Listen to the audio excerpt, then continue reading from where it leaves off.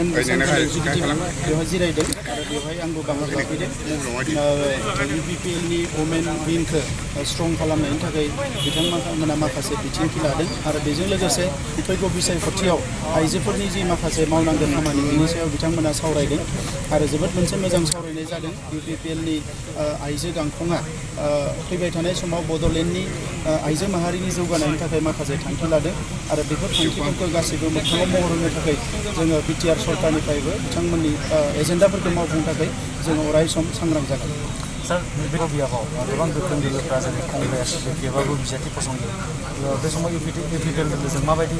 Contest UPPL आरो BJP जाय बिजाथिखौ फसंदों बे बिजाथियानो देरहागोन मानोना थांनाय इलेक्सनफ्राव बिथांमोना खौसे जानानैबो देरहानो हायाखैमोन दा ओंखायनो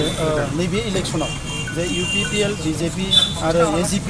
बे जे जोङो ज' जानानै खामानि मावदों बे दोलोआनो देरहागोन बेयाव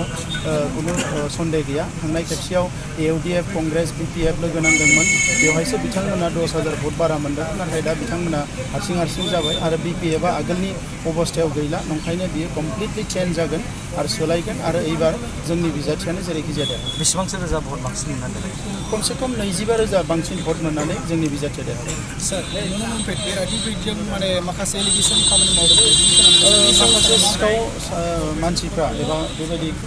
एन्टि ससियेल एलिमेन्टफ्रा बेखौ खालामदों जों केस होदों बेनि सायाव जे खावनानै नङा बेयो गाव प्रिन्ट खालामनानै लादों डुप्लिकेट प्रिन्ट खालामनानै बेखौ मानसिफोरनो देखायनानै फैसा बिदों होननानै जों मिथिदों जों लोगो लोगो बिनि सायाव FIR होदों आरो बियो खम समनि गेजेरावनो बियो एरेस्ट जादों।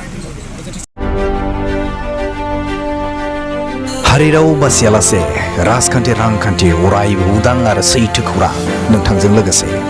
बड'लेण्ड बुब्लिखौ फल' खालाम। मोनसे गोजोनथाव खौरां गोजोननि नोगोर क'क्राझाराव थानाय बाजार इन्डिया आरो MRM हस्पिटाल साखाथियाव बड'लेण्ड थेरापिस्ट सेन्टाराव थुब्ला ब्रह्मआ गुबुन गुबुन रोखोमनि सानाय सुनाय गोनां सुबुंफोरनि थाखाय फाहामथाय होनाय जायो जेरै जान्जि सानाय हान्थु सानाय गोदोना सानाय आदै सानाय आफादावदै सानाय जानजि जरा सानाय खर' सानाय सिनस्रि जरा सानाय बैफोरबायदि सुबुंफोरनि सानायफोरखौ फाहामथाय होबोगासिनो दं। सोरबाफोर बे बेरामाव गोग्लैनाय सुबुंफोरा बे खाबुखौ लानो हागोन। गोबां मिन्थिनो थाखाय नैबे जानबुं नङाव फन खालाम